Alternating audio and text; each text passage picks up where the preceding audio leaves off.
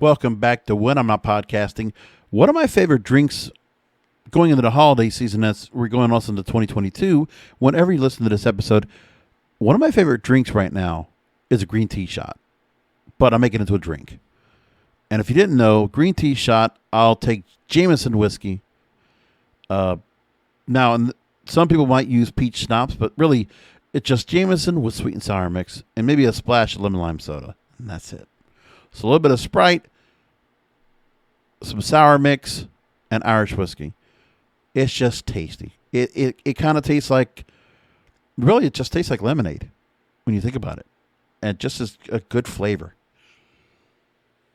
So it's a drink I enjoy, and I could just drink that over and over if I really wanted to get drunk. But I haven't got myself drunk off of that yet.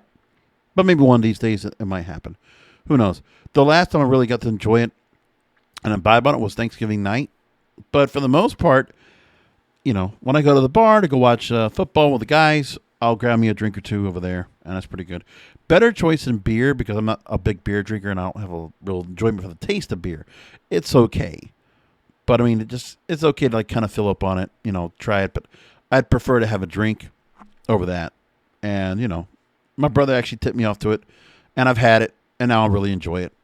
As opposed to just having rum and some kind of Coke with it or something else into a ginger ale, something like that.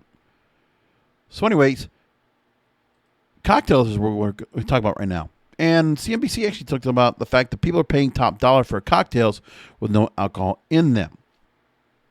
So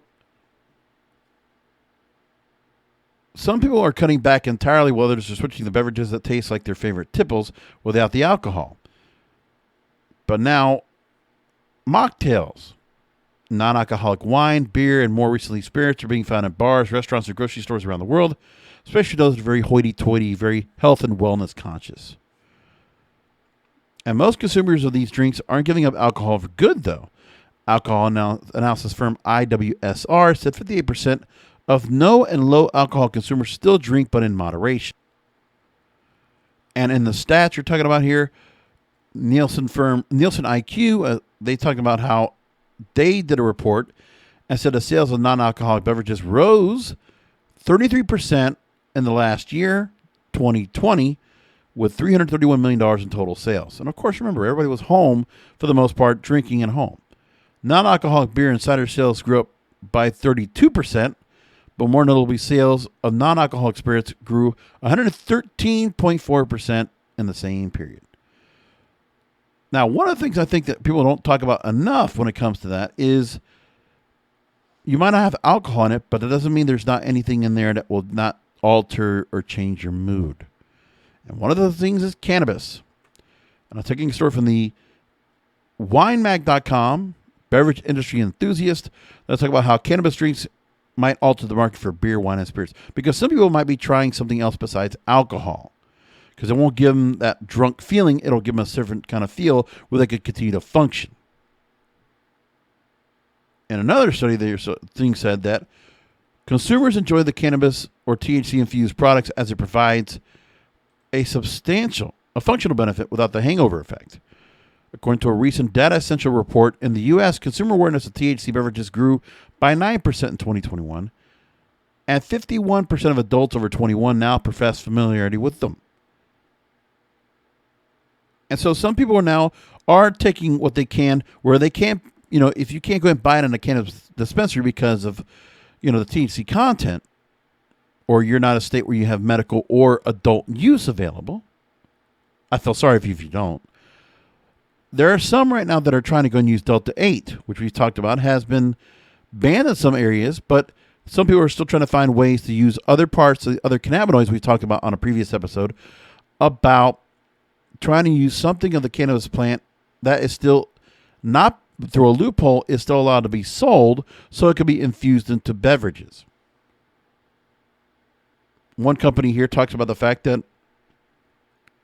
they have 2 milligrams each of Delta 8 and Delta 9 THC, as well as 4 milligrams of CBD, and then other products having 10 milligrams each of Delta 8 and Delta 9 THC to give a lighter, paranoid-free high. I talked to a couple of companies here that talk about it, and The reason why is because some people are just really enjoying cannabis beverages as well. Cannabis and non-alcoholic beverages are the largest growing sectors in the drinks market now, rising from $67.8 million in 2019 to $95.2 million in 2020. So it's just that alcoholic beverages are going to be passé. And so now people feel more inclined to have something other than alcohol to change up the mood, because it's probably more effective than alcohol might be and not as damaging and maybe not as addictive. I don't know if that's true or not, but we could find out. Now, some others that talk about this is the fact that THC-infused drinks ultimately depends on how they taste, and the thought that cannabis beverages might not be the best way to bring wine lovers to weed. For a wine aficionado, one person says here in the story, looking to savor the full complexity of a cannabis strain terpenes profile, there's no substitute for a well-cured flower. So you can find out what there is out there and feel like there's anything that people are having. But we know that the adult beverages market now is changing, and that's what's happening. And once we continue more into next year, into 2022, and everybody starts getting to the point of feeling like, well, you know what? We might be drinking a whole lot when it comes to the holidays, and then coming back out of it and trying to be more health conscious, as everybody tries to do, starting with their New Year's resolutions. Well, you try to figure out what you can do with this and see if it makes it any better. Anyway, I'm going to leave it there. We'll see if cannabis beverages really make a big difference. I'll talk to you next time.